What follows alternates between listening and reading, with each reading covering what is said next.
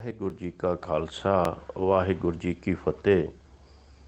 ਅੱਜ ਆਪਾਂ ਹਰਿਮੰਦਰ ਸਾਹਿਬ ਤੋਂ ਹੁਕਮਨਾਮਿਆਂ ਰਾਹੀਂ ਸੰਦੇਸ਼ ਬਾਰੇ ਵਿਚਾਰ ਕਰਨਾ ਹੈ। ਇਹ ਵਿਚਾਰ ਡਾਕਟਰ ਸਰੂਪ ਸਿੰਘ ਅਲੱਗ ਹੋਰਾਂ ਦੀ ਪੁਸਤਕ ਹਰਿਮੰਦਰ ਦਰਸ਼ਨ ਵਿੱਚੋਂ ਲਏ ਗਏ ਹਨ ਤੇ ਵਕਤਾ ਹਨ ਸੁਖਿੰਦਰਪਾਲ ਸਿੰਘ ਅਲੱਗ, ਸਕੱਤਰ general Alag Shabad Yagya charitable trust Ludhiana.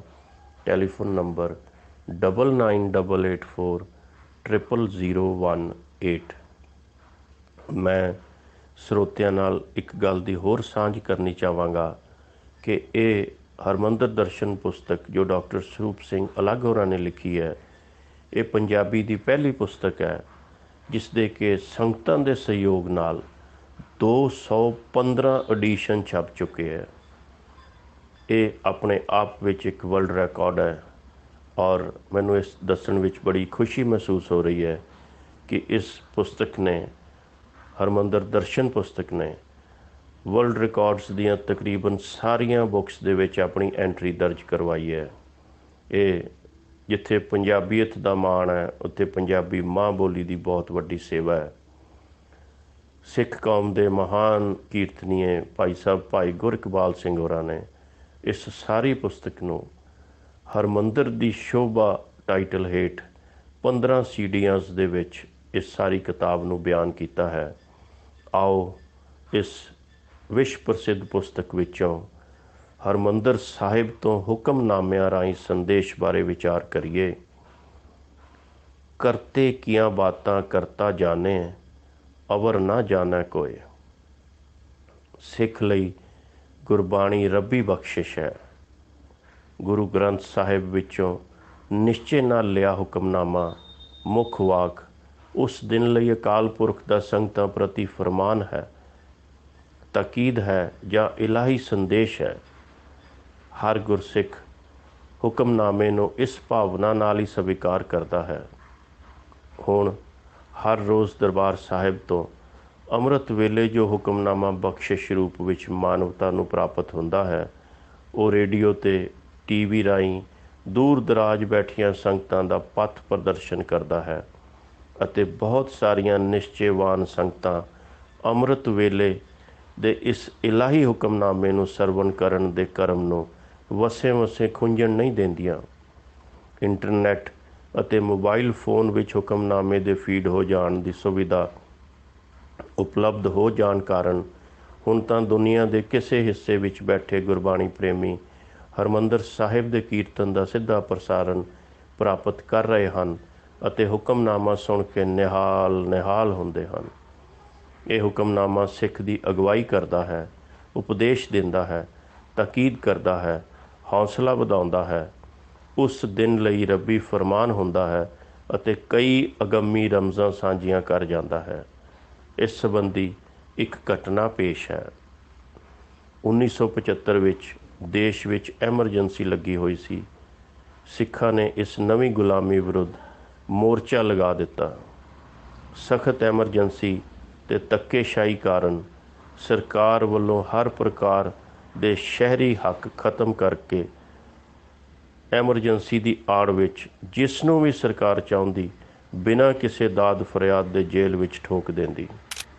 ਇਸ ਸਥਿਤੀ ਨੂੰ ਆਪਣੇ ਹੱਕਾਂ ਉੱਤੇ ਜ਼ਬਰ ਸਮਝਦੇ ਹੋਏ ਸਿੰਘ ਹੱਕੀ ਆਜ਼ਾਦੀ ਲਈ ਜੂਝ ਰਹੇ ਸਨ ਅਤੇ ਐਮਰਜੈਂਸੀ ਦੇ ਵਿਰੋਧ ਵਿੱਚ ਆਪਣਾ ਰੋਸ ਪ੍ਰਗਟਾਉਣ ਲਈ ਦਰਬਾਰ ਸਾਹਿਬ ਤੋਂ ਲਗਾਤਾਰ ਗ੍ਰਿਫਤਾਰੀਆਂ ਦਿੱਤੀਆਂ ਜਾ ਰਹੀਆਂ ਸਨ। ਇਹਨਾਂ ਹਾਲਾਤਾਂ ਵਿੱਚ ਹਰ ਰੋਜ਼ ਗ੍ਰਿਫਤਾਰੀਆਂ ਦੇਣ ਲਈ ਜੱਥਾ ਤਿਆਰ ਕਰਨਾ ਤੇ ਫਿਰ ਉਸ ਨੂੰ ਗ੍ਰਿਫਤਾਰੀ ਲਈ ਭੇਜਣਾ ਆਪਣੇ ਆਪ ਵਿੱਚ ਇੱਕ ਵੱਡੀ ਚੁਣੌਤੀ ਸੀ, ਜਿਸ ਨੂੰ ਮੋਰਚੇ ਦੇ ਡਿਕਟੇਟਰ ਸੰਤ ਹਰਚੰਦ ਸਿੰਘ ਲੌਂਗੋਵਾਲ ਹਰ ਰੋਜ਼ ਕਰਦੇ।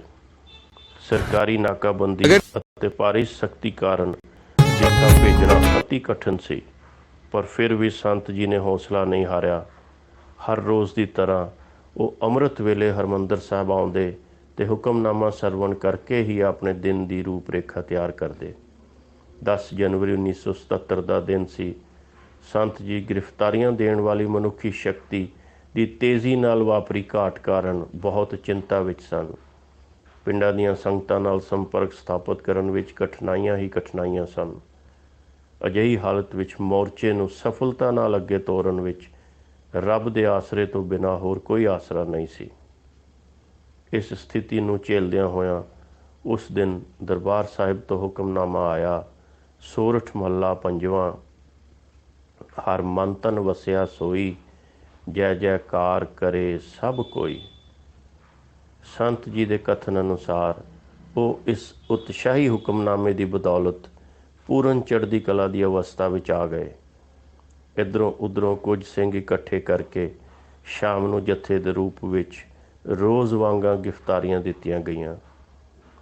ਅਗਲੇ ਦਿਨ ਫਿਰ ਅੰਮ੍ਰਿਤ ਵੇਲੇ ਹੁਕਮਨਾਮਾ ਪ੍ਰਾਰੰਭ ਹੋਇਆ ਅਤੇ ਬੜੀ ਅਸਚਰਜਤਾ ਹੋਈ ਕਿ ਹੁਕਮਨਾਮਾ ਪਿਛਲੇ ਦਿਨ ਵਾਲਾ ਹੀ ਨਿਕਲਿਆ। ਇਸ ਨਾਲ ਸੰਤ ਜੀ ਸਮੇਤ ਸਾਰੀਆਂ ਸੰਗਤਾਂ ਵਿਸਮਾਦ ਵਿੱਚ ਆ ਗਈਆਂ ਅਤੇ ਹਰ ਕਿਸੇ ਦੇ ਮਨ ਵਿੱਚ ਇਹ ਖਿਆਲ ਘਰ ਕਰਨ ਲੱਗ ਪਏ ਕਿ ਕੁਝ ਬਹੁਤ ਹੀ ਅਸਾਧਾਰਨ ਘਟਨਾ ਵਾਪਰਨ ਵਾਲੀ ਹੈ।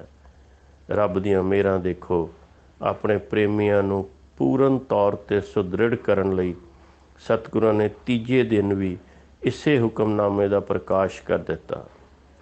ਫਿਰ ਕੀ ਸੀ, ਸੰਗਤ ਧੰਨ ਗੁਰੂ ਰਾਮਦਾਸ, ਧੰਨ ਗੁਰੂ ਰਾਮਦਾਸ ਕਰਨ ਲੱਗ ਪਈ ਅਤੇ ਸੰਤ ਜੀ ਅਨੁਸਾਰ ਉਹਨਾਂ ਨੂੰ ਪੂਰਨ ਵਿਸ਼ਵਾਸ ਹੋ ਗਿਆ ਕਿ ਸਿੰਘਾਂ ਦਾ ਮੋਰਚਾ ਅਵਾਸ਼ੀ ਕਾਮਯਾਬ ਹੋਣ ਵਾਲਾ ਹੈ ਅਤੇ ਸ਼ਹਿਰੀ ਅਧਿਕਾਰਾਂ 'ਤੇ ਕੀਤੀ ਜਾ ਰਹੀ ਅਮਾਨਵੀ ਜ਼ਿਆਦਤੀ ਦਾ ਅੰਤ ਵੀ ਨੇੜੇ ਹੀ ਹੈ। ਹਾਲਾਤਾਂ ਨੇ ਕਰਵਟ ਬਦਲੀ ਅਤੇ ਭਾਰਤ ਸਰਕਾਰ ਨੇ 2-3 ਦਿਨਾਂ ਮਗਰੋਂ ਹੀ ਦੇਸ਼ ਵਿੱਚ ਚੋਣਾਂ ਦਾ ਐਲਾਨ ਕਰ ਦਿੱਤਾ। ਨਤੀਜਾ ਇਹ ਨਿਕਲਿਆ ਕਿ ਇਹ ਲੱਦਾਖ ਤੋਂ ਲੈ ਕੇ ਮੱਧ ਪ੍ਰਦੇਸ਼ ਤੱਕ ਐਮਰਜੈਂਸੀ ਲਗਾਉਣ ਦੀ ਸਜ਼ਾ ਵੱਲੋਂ ਹੁਕਮਰਾਨ ਪਾਰਟੀ ਨੂੰ ਪਾਰਲੀਮੈਂਟ ਵਿੱਚ ਇੱਕ ਵੀ ਸੀਟ ਨਾ ਮਿਲੀ। ਫਲਸਰੂਪ ਜਨਤਾ ਸਰਕਾਰ ਹੋਂਦ ਵਿੱਚ ਆ ਗਈ, ਜਿਸ ਨੇ ਐਮਰਜੈਂਸੀ ਦਾ ਖਾਤਮਾ ਕਰਕੇ ਇੱਕ ਵਾਰੀ ਫਿਰ ਦੇਸ਼ ਵਿੱਚ ਖੁੱਲ੍ਹੇਪਨ ਦਾ ਵਾਤਾਵਰਣ ਸਿਰਜ ਦਿੱਤਾ। ਸਾਰੇ ਸੰਸਾਰ ਵਿੱਚ ਅਤੇ ਵਿਸ਼ੇਸ਼ ਕਰਕੇ ਭਾਰਤ ਵਿੱਚ ਸਿੱਖਾਂ ਦੇ ਸਫਲ ਮੋਰਚੇ ਦਾ ਭਰਵਾਂ ਜ਼ਿਕਰ ਹੋਇਆ ਅਤੇ ਇਹਨਾਂ ਨੂੰ ਇਹ ਕਹਿ ਕੇ ਮਾਣ ਦਿੱਤਾ ਗਿਆ ਕਿ ਇਹਨਾਂ ਸਿੰਘਾਂ ਦੀ ਬਦੌਲਤ ਹੀ ਭਾਰਤੀਆਂ ਨੂੰ ਇੱਕ ਵਾਰੀ ਫਿਰ ਗਵਾਚੀ ਹੋਈ ਆਜ਼ਾਦੀ ਨਸੀਬ ਹੋਈ ਹੈ। ਇਵੇਂ ਹੁਕਮਨਾਮੇ ਦੇ ਰੂਪ ਵਿੱਚ ਹਰਿਮੰਦਰ ਸਾਹਿਬ ਤੋਂ ਅਗੰਮੀ ਸੰਦੇਸ਼ ਦੇ ਕੇ ਸਤਿਗੁਰਾਂ ਨੇ ਆਪਣੀ ਕਲਾ ਵਰਤਾ ਦਿੱਤੀ। ਸਿਦਕ ਨੂੰ ਫਲ ਲਾਏ ਅਤੇ ਹੁਕਮਨਾਮੇ ਦੇ ਆਪਣੇ ਬਚਨ ਜੈ ਜੈਕਾਰ ਕਰੇ ਸਭ ਕੋਈ ਸੱਤ ਕਰ ਵਿਖਾਏ। ਇਸ ਘਟਨਾ ਨਾਲ ਹੀ ਹਰਿਮੰਦਰ ਸਾਹਿਬ ਅਤੇ ਗੁਰਬਾਣੀ ਅਤੇ ਪਰਮਾਤਮਾ ਪ੍ਰਤੀ ਸਭ ਅਭਿਲਾਸ਼ੀਆਂ ਵਿੱਚ ਧਰਮੀ ਹੋਣ ਦਾ ਸਤਿਕਾਰ ਵਧਿਆ। ਬੇਅੰਤਾ ਬੇਅੰਤ ਗੁਣ ਤੇਰੇ, ਕੇਤਕ ਗਾਵਾ ਰਾਮ। ਜਿੱਥੇ ਤੱਕ ਹਰਿਮੰਦਰ ਸਾਹਿਬ ਵਿੱਚ ਹੁਕਮਨਾਮਾ ਲੈਣ ਦੀ ਵਿਧੀ ਦਾ ਸੰਬੰਧ ਹੈ, ਉਹ ਇਵੇਂ ਹੈ। ਸ੍ਰੀ ਗੁਰੂ ਗ੍ਰੰਥ ਸਾਹਿਬ ਜੀ ਨੂੰ ਜਦ ਪ੍ਰਕਾਸ਼ ਕਰਨ ਹਿਤ ਖੋਲ੍ਹਿਆ ਜਾਂਦਾ ਹੈ ਤਾਂ ਖੱਬੇ ਅੰਗ ਤੋਂ ਜੋ ਸ਼ਬਦ ਸਭ ਤੋਂ ਉੱਤੇ ਪ੍ਰਾਪਤ ਹੁੰਦਾ ਹੈ, ਉਸ ਨੂੰ ਹੀ ਹੁਕਮਨਾਮੇ ਦੇ ਰੂਪ ਵਿੱਚ ਉਚਾਰਨ ਕੀਤਾ ਜਾਂਦਾ ਹੈ। ਪਹਿਲੀਆਂ 2 ਪੰਕਤੀਆਂ ਸੰਗਤਾਂ ਦੀ ਵਾਕਫੀ ਲਈ ਬਲੈਕ ਬੋਰਡ 'ਤੇ ਵੀ ਲਿਖ ਦਿੱਤੀਆਂ ਜਾਂਦੀਆਂ ਹਨ। ਜੇਕਰ ਪਹਿਲੀ ਪੰਕਤੀ ਤੋਂ ਨਵਾਂ ਸ਼ਬਦ ਸ਼ੁਰੂ ਨਾ ਹੁੰਦਾ ਹੋਵੇ ਤਦ ਉਸ ਅੰਗ ਨੂੰ ਪਿਛਲੇ ਪਾਸੇ ਪਰਤਾਇਆ ਜਾਂਦਾ ਹੈ ਜਿੱਥੋਂ ਉਹ ਸ਼ਬਦ ਸ਼ੁਰੂ ਹੁੰਦਾ ਹੈ ਅਤੇ ਉੱਥੋਂ ਉਸ ਨੂੰ ਪੜ੍ਹਿਆ ਜਾਂਦਾ ਹੈ। ਹੁਕਮਨਾਮੇ ਦੀਆਂ ਅੰਤਲੀਆਂ ਪੰਕਤੀਆਂ ਅਤੇ ਪਹਿਲੀਆਂ ਪ੍ਰਾਰੰਭਕ ਪੰਕਤੀਆਂ ਨੂੰ 2-2 ਵਾਰੀ ਪੜ੍ਹਿਆ ਜਾਂਦਾ ਹੈ ਅਤੇ ਹੁਕਮਨਾਮਾ ਸੰਪੰਨ ਹੋ ਜਾਣ ਮਗਰੋਂ ਪ੍ਰਾਰੰਭਕ ਪੰਕਤੀਆਂ ਨੂੰ ਫਿਰ ਦੁਹਰਾਇਆ ਜਾਂਦਾ ਹੈ। ਅੰਮ੍ਰਿਤ ਵੇਲੇ ਆਏ ਹੁਕਮਨਾਮੇ ਨੂੰ ਹੀ ਸਵੇਰੇ ਆਸਾ ਕੀ ਵਾਰ ਦੀ ਸਮਾਪਤੀ ਮਗਰੋਂ ਅਰਦਾਸ ਉਪਰੰਤ ਦੁਹਰਾਇਆ ਜਾਂਦਾ ਹੈ। ਦੁਪਹਿਰ ਤੋਂ ਮਗਰੋਂ ਲਏ ਗਏ ਹੁਕਮਨਾਮੇ ਦੇ ਪ੍ਰਾਰੰਭਕ ਅਤੇ ਅੰਤਲੇ ਬੋਲ ਤਾਂ 2-2 ਵਾਰੀ ਪੜ੍ਹੇ ਜਾਂਦੇ ਹਨ, ਪਰ ਹੁਕਮਨਾਮੇ ਦੇ ਪ੍ਰਾਰੰਭਕ ਬੋਲਾਂ ਨੂੰ ਹੁਕਮਨਾਮੇ ਦੇ ਸੰਪੰਨ ਹੋਣ 'ਤੇ ਤੀਜੀ ਵਾਰੀ ਨਹੀਂ ਪੜ੍ਹਿਆ ਜਾਂਦਾ, ਜਿਵੇਂ ਕਿ ਸਵੇਰੇ ਪੜ੍ਹਿਆ ਜਾਂਦਾ ਹੈ। ਹਰਿਮੰਦਰ ਸਾਹਿਬ ਵਿੱਚ ਆਇਆ ਸਭ ਤੋਂ ਲੰਬਾ ਹੁਕਮਨਾਮਾ। ਤਕਰੀਬਨ ਅੱਧੀ ਸਦੀ ਪਹਿਲੇ ਹਰਿਮੰਦਰ ਸਾਹਿਬ ਵਿੱਚ ਹੈੱਡ ਗ੍ਰੰਥੀ ਹੁਕਮਨਾਮਾ ਲੈਣ ਲੱਗੇ ਅਤੇ ਗੁਰੂ ਗ੍ਰੰਥ ਸਾਹਿਬ ਦਾ ਪ੍ਰਕਾਸ਼ ਉਸ ਅੰਗ 'ਤੇ ਹੋਇਆ ਜਿੱਥੇ ਆਨੰਦ ਸਾਹਿਬ ਦੀ ਬਾਣੀ ਦਰਜ ਹੈ। ਸਿੰਘ ਸਾਹਿਬ ਨੂੰ ਹੁਕਮਨਾਮੇ ਵਜੋਂ ਪੂਰੀ ਆਨੰਦ ਬਾਣੀ ਪੜ੍ਹਨੀ ਪਈ ਜੋ 6 ਅੰਗਾਂ 'ਤੇ ਆਧਾਰਿਤ ਸੀ ਅਤੇ ਹੁਕਮ ਲੈਣ 'ਤੇ 45 ਮਿੰਟ ਲੱਗੇ। ਇਸ ਮਗਰੋਂ ਨਿਰਣਾ ਲਿਆ ਗਿਆ ਕਿ ਜੇਕਰ ਕਿਸੇ ਸਮੇਂ ਕੋਈ ਮਹਾਂ ਲੰਬਾ ਹੁਕਮਨਾਮਾ ਲੈਣਾ ਪੈ ਜਾਵੇ ਤਾਂ ਉਸ ਦੀਆਂ 5 ਪੌੜੀਆਂ ਪੜ੍ਹ ਕੇ ਹੁਕਮਨਾਮਾ ਮੁਕੰਮਲ ਸਮਝਿਆ ਜਾਵੇ। ਉਂਝ ਗੁਰੂ ਗ੍ਰੰਥ ਸਾਹਿਬ ਨੂੰ ਗੁਰਗੱਦੀ ਪ੍ਰਦਾਨ ਕੀਤੇ ਜਾਣ ਸਮੇਂ 1000 ਅੰਗ ਤੋਂ ਹੁਕਮਨਾਮਾ ਨਿਕਲਿਆ, ਜੋ ਸਭ ਤੋਂ ਪਰਲੇ ਪੰਨਿਆਂ ਤੋਂ ਨਿਕਲਿਆ ਸਮਝਿਆ ਜਾਂਦਾ ਹੈ। ਖੁੱਲਿਆ ਕਰਮ ਕਿਰਪਾ ਭਈ, ਠਾਕੁਰ ਕੀਰਤਨ ਹਰ ਹਰ ਗਾਈ। ਵਾਹਿਗੁਰੂ ਜੀ ਕਾ ਖਾਲਸਾ, ਵਾਹਿਗੁਰੂ ਜੀ ਕੀ